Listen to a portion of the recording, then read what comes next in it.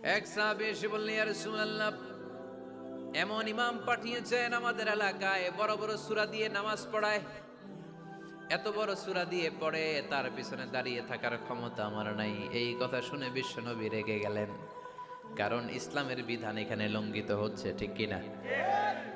এত রাগলেন, চেহারা আগুনের গোলার মতো লাল হয়ে গেল। ওই সাহাবীকে ডেকে পাঠিয়ে ধমকালেন, খবরদার, তোমরা মানুষকে দিন থেকে ভাগিও না, সহজ করে ইসলামকে উপস্থাপন করো, জামাতের ইমামতির চান্স পেলে লম্বা কেরাত করো না, একটা মিডিয়াম স্ট্যান্ডার্ড রেখে কেরাত করবা, কারণ তোমার পেছনে অসুস্থ লোক থাকতে পারে, মুসল্লি, মুসাফির থাকতে পারে, তাই না? আবার মদিনাতে বনু মাখজুমিয়া গোত্রের এক নারী চুরিতে ধরা পড়ল। কিসে? চুরির বিধান কি?